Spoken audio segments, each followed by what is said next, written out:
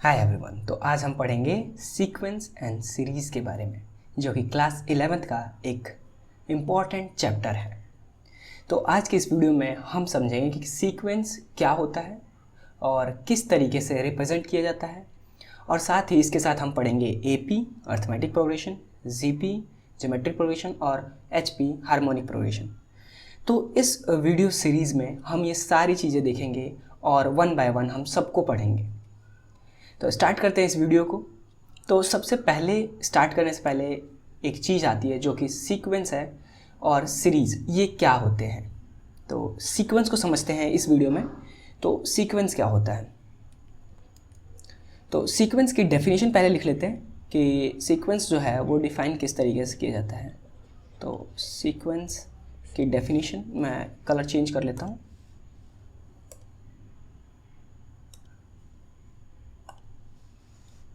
तो सीक्वेंस की डेफिनेशन कुछ इस तरीके से, it is defined as an arrangement of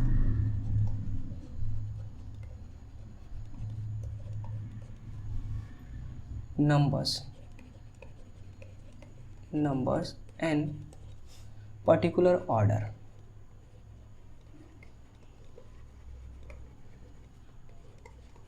अब इसको समझते हैं कि ये क्या बोल रहा है।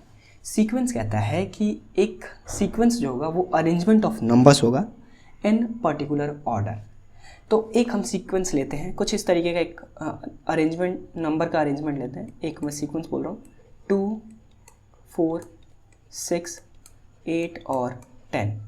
अब इस सीक्वेंस में अगर हम देखें तो ये जो 2 के बाद 4 आ रहा है, मतलब डिफरेंस कितने का है, वो है 2 का। वैसे ही 4 से 6 के बीच में डिफरेंस कितने का है, वो भी है 2 का। और 6 से 8 के बीच का डिफरेंस कितने का है, वो भी है 2 का। और 8 से 10 के बीच का डिफरेंस कितने का, वो भी है 2 का। तो अगर हम चारों तरफ से देखें तो जो डिफरेंस आ रहा है वो कितने का दिख रहा है, वो दिख रहा है मुझे कि सबके बीच में जो डिफरेंस है वो 2 का है, 2 का है और 2 का है। तो इसमें एक पर्टिकुलर ऑर्डर फॉलो हो रहा है कि 2 के बाद 4 आ रहा है, 4 के बाद 6 आ रहा है, 6 के बाद 8 आ रहा है और 8 के बाद 10 आ रहा है। तो इसमें एक ऑर्डर जो है कि जो डिफरेंस रहेगा दो टर्मों के बीच का उन उसमें कितना रहेगा डिफरेंस, वो रहेगा 2 का। तो यहाँ पर दिख रहा है 2, 2, 2 और 2। तो ये एक सीक्वेंस है। तो एक मैं एग्जांपल लेता हूँ कि क्या ये सीक्वेंस है, जैसे कि 2, 3, 5, 8, 9, 10, 12, 15। क्या ये सीक्वेंस है? नहीं है। क्यों नहीं है? क्योंकि देखो यहाँ पर अगर देखा जाए तो यहाँ पर 1 का डिफरेंस है, या फिर कुछ भी कह सकते हो, रेशो भी हो सकता है, कुछ भी हो सकता है, बट ये पर्टिकुलर ऑर्डर फॉलो करना चाहिए। तो अगर इसमें देखें 3 और 5 के बीच में डिफरेंस कितने का है, वो है 2 का। 5 और 8 के बीच में डिफरेंस कितने का है, वो है 3 का। 8 और 9 के बीच का डिफरेंस कितने का है, वो है 1 का। फिर वैसे ही यहाँ पर फिर से 1 आ गया और यहाँ पर फिर से 2 आ गया। तो जो ये ऑर्डर जो है मेंटेन नहीं हो रहा। पहले डिफरेंस 1 का था, या फिर कुछ भी बोल सकते हो कि हम यहाँ पर तो नॉर्मली दिख रहा है कि यहाँ पर डिफरेंस है, बट इन सम केसेस ऐसा भी हो सकता है कि रेशो आ जाए, या फिर और भी कुछ आ सकता है, मल्टीप्लिकेशन हो सकता है, और भी बहुत कुछ हो सकता है, डिवीज़न हो सकता है। तो यहाँ पर दिख रहा है कि यहाँ पर जो डिफरेंस है वो 1 का है, फिर यहाँ पर 2 का है, इनके बीच में 3 का है, इनके बीच में 1 का आ गया फिर से, और यहाँ से फिर से 1 का आ गया, फिर 2 का आ गया और फिर 3 का आ गया। तो ये एक पर्टिकुलर ऑर्डर मेंटेन नहीं कर रहे हैं, इनके बीच में एक पर्टिकुलर ऑर्डर फॉलो नहीं हो रहा है। तो क्या ये सीक्वेंस है? नहीं है। क्योंकि जो डेफिनेशन कहता है वो क्या कहता है कि arrangement of numbers in particular order. एक ये अरेंजमेंट ऑफ नंबर्स है जिसमें एक ऑर्डर मैटर करता है। तो ये है डेफिनेशन। अब कुछ और एग्जांपल लेते हैं, फिर समझते हैं। तो एक एग्जांपल मैं ले रहा हूँ, एग्जांपल 2, 4, 6, 8 और 10। ये तो है ही, दिख ही रहा है। तो ये क्या है? बिल्कुल है, क्योंकि इसमें ऑर्डर मेंटेन हो रहा है। 2 के बाद 4 आ रहा है, 4 के बाद 6 आ रहा है, 6 के बाद 8 आ रहा है, 8 के बाद 10 आ रहा है, 10 के बाद 12 आ रहा है। वैसे ही कुछ और एग्जांपल लेते हैं, हमारे पास एग्जांपल और ले लेते हैं। तो एग्जांपल में एक और लेता हूँ, इसमें लेते हैं 2, 4, 8, 16, 32 एंड सो ऑन। ऐसा भी हो सकता है, या फिर इतना ही रखते हैं। तो क्या ये जो है ये क्या सीक्वेंस है? बिल्कुल है, क्योंकि यहाँ पर देखा जाए तो इनके बीच में डिफरेंस है जो है वो 2 का है। इसके आगे से ये जो डिफरेंस है वो 2⁻² का है। इनके आगे जो डिफरेंस है वो 2⁻³ है, और फिर इसके बाद का डिफरेंस जो है वो 2⁻4 है। या फिर रेशो बोल सकते हैं कि यहाँ पर जो है 4/2 ये हमें कितना देगा? 2 देगा। वैसे ही 8/4 ये कितना देगा? हमें 2 देगा। वैसे ही 16/8 हमें कितना देगा? 2 देगा। वैसे ही 32/16 हमें कितना देगा? 2 देगा। तो एक पर्टिकुलर ऑर्डर मेंटेन हो रहा है, यहाँ पर हमें दिख रहा है। यहाँ पर ऑर्डर क्या है कि मतलब एक फिक्स्ड ऑर्डर, कि यहाँ पर इसको अगर सेकंड टर्म को अगर फर्स्ट टर्म से डिवाइड करते हैं, मतलब नेक्स्ट टर्म को अगर उसके प्रीवियस टर्म से डिवाइड करते हैं, तो रेशो जो है मतलब जो क्वोशंट जो आएगा वो कितना आएगा? 2 का आएगा। तो यहाँ पर ये एक पर्टिकुलर ऑर्डर मेंटेन हो रहा है, इसलिए क्या है? ये सीक्वेंस है। अब समझते हैं कि सीक्वेंस को डिफाइन कितने तरीके से करते हैं। तो सीक्वेंस को हम जनरली 2 तरीके से डिफाइन करते हैं। सीक्वेंस को जनरली हम 2 तरीके से डिफाइन करते हैं। एक होता है फाइनाइट और एक होता है इनफाइनाइट। अब फाइनाइट और इनफाइनाइट में डिफरेंस क्या है वो भी समझ लेते हैं। तो finite sequence and infinite sequence, ठीक है। अब हमने ये तो डिस्कस कर लिया, ठीक है। अब हम चलते हैं थोड़ा ऊपर। तो अगर मैं थोड़ा सा एक कलर चेंज कर लेता हूँ, तो अब मैं रेड ले लेता हूँ, ठीक है। अगर यहाँ पर देखा जाए तो इस पहले वाली सीक्वेंस में ये जो 2 है ये क्या है? ये इस सीरीज़ का, ये एस सीरीज़ का क्या है? फर्स्ट टर्म है। ये इसका टर्म है, ये सेकंड टर्म है, ये थर्ड टर्म है, ये फोर्थ टर्म है और ये फिफ्थ टर्म है। ये फर्स्ट टर्म है, ये सेकंड टर्म है, ये थर्ड टर्म है, ये फोर्थ टर्म है और ये फिफ्थ टर्म है। दिख रहा है मुझे? तो ये सारे क्या है? नंबर ऑफ टर्म्स है। तो इसमें अगर बात करी जाए कि नंबर ऑफ टर्म्स कितने हैं, तो वो पता चल जाएगा। नंबर ऑफ टर्म्स कितने हैं वो दिख रहा है मुझे, वो कितने हैं? वो है 5, क्योंकि एक टर्म, 2 टर्म, 3 टर्म, 4, 5, तो टोटल नंबर ऑफ टर्म्स कितने? 5 टर्म, फिफ्थ टर्म ऐसे।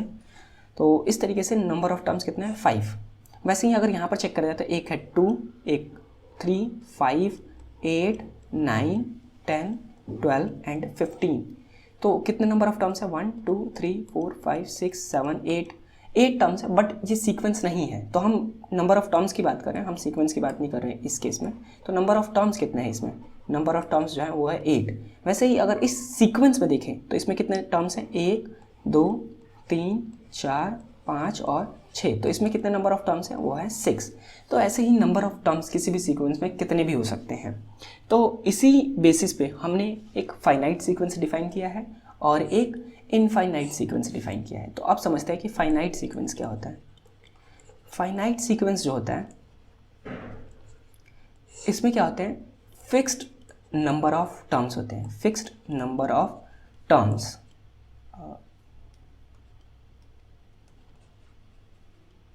या फिर defined number of terms, defined number of terms. अब इसका मतलब क्या है वो भी समझ लेते हैं कि फिक्स्ड नंबर ऑफ टर्म्स का मतलब होता है इसमें कुछ जो जितने भी टर्म्स होंगे वो हमारे लिए फिक्स होंगे, मतलब हम उन सबको गिन सकते हैं या फिर हम उन सबको देख सकते हैं। लेकिन जो नॉट डिफाइंड है इसमें हम गिन सकते, कहने का मतलब देख नहीं सकते, क्योंकि बहुत सारे टर्म भी हो जाएंगे तो फिर पॉसिबल नहीं होगा। तो वैसे ही डिफाइंड नंबर ऑफ टर्म्स भी बोल सकते हैं इसको, क्योंकि नंबर ऑफ टर्म्स तब डिफाइंड होगा जब वो फिक्स्ड होगा हमारे लिए। तो हम बेसिकली यही कहेंगे कि फाइनाइट सीक्वेंस का मतलब है जिसमें फिक्स्ड नंबर ऑफ टर्म्स हो। फॉर एग्जांपल मेरे पास एक सीक्वेंस है, ये मैं बोल रहा हूँ 2, 4, 6, 8 एंड 10। तो इसमें जो नंबर ऑफ टर्म्स हैं वो दिख रहा है, एक ये रहा, एक 2, 3, 4 और 5। तो नंबर ऑफ टर्म्स 5 है और वो फिक्स्ड है। तो अगर फिक्स्ड है और नंबर ऑफ टर्म्स 5 है तो इसका मतलब कि ये हमारे लिए डिफाइंड है। तो ये क्या होगा? फाइनाइट सीक्वेंस होगा। ये क्या होगा? Finite sequence. अब एक और तरीके से देखते हैं। अगर मैं इसी सीक्वेंस को मैं बड़ा सा सीक्वेंस लूँ 2, 4, 6, 8 एंड डैश डैश डैश और 300 तक जाऊँ, तो इसमें भी मुझे दिख रहा है कि ये जो स्टार्ट हो रहे हैं 2 से और जा कहाँ तक रहे हैं? 300 तक। तो 2 के बाद 4 आ रहा है, 4 के बाद 6 आ रहा है, 6 के बाद 8 आएगा, 8 के बाद 10, 10 ऐसे चलते चलते 12, 14 और वैसे ही कहाँ तक जाएंगे? 300 तक जाएंगे। तो इसमें जो नंबर ऑफ टर्म्स होंगे वो भी क्या होंगे? फिक्स्ड होंगे। नंबर ऑफ टर्म्स क्या होंगे? वो फिक्स्ड होंगे। कितने होंगे? फिक्स्ड होंगे। तो अगर फिक्स्ड नंबर ऑफ टर्म्स है तो उनको क्या बोलते हैं? Finite sequence. और बात करते हैं अब इनफाइनाइट सीक्वेंस। अब जैसा कि नाम से पता चल रहा है इनफाइनाइट सीक्वेंस, जैसा कि ये नाम से पता चल जा रहा है, इसमें नंबर ऑफ टर्म्स कितने होंगे? इनफाइनाइट होंगे। इनफाइनाइट बोल सकते हैं या नॉट डिफाइंड भी बोल सकते हैं। तो इसको देख लेते हैं कि इसमें क्या होता है कि not defined number of terms होते हैं, या फिर हम ऐसा भी बोल सकते हैं कि इसमें इनफाइनाइट टर्म्स होते हैं, इनफाइनाइट टर्म्स होते हैं। तो हम ऐसे भी बोल सकते हैं, अदरवाइज़ ये जैसा मन वैसा बोल सकते हैं। हम ये भी बोल सकते हैं कि not defined number of terms या फिर इनफाइनाइट टर्म्स, दोनों सेम ही चीज़ है। जैसे कि मेरे पास एक सीक्वेंस है, मैं इसमें लिख रहा हूँ 2 4 6 8 ... मैंने लगा दिया। तो इसका मतलब क्या है कि इसमें जो नंबर ऑफ टर्म्स है वो कितने हैं? नॉट डिफाइंड है। मतलब कि ये चलते ही जा रहे हैं, नंबर ऑफ टर्म्स फिक्स तो है ही नहीं, ये कहाँ तक जा रहे हैं? इन्फिनिटी तक जा रहे हैं, और इन्फिनिटी हमारे लिए डिफाइंड नहीं है, तो ये नॉट डिफाइंड है। और इसमें नंबर ऑफ टर्म्स कितने होंगे वो भी डिफाइंड नहीं होंगे, क्योंकि इन्फिनिटी हमारे लिए डिफाइंड नहीं है। तो ये है सीक्वेंस एंड सीरीज, सीक्वेंस के बारे में। इससे अगली वीडियो जो है वो भी देखिए, वो है सीरीज़ के बारे में। और इसी सीरीज़ में हम AP के बारे में भी पढ़ेंगे, GP के बारे में पढ़ेंगे और HP के बारे में भी पढ़ेंगे। Now thanks for watching, please like share and subscribe.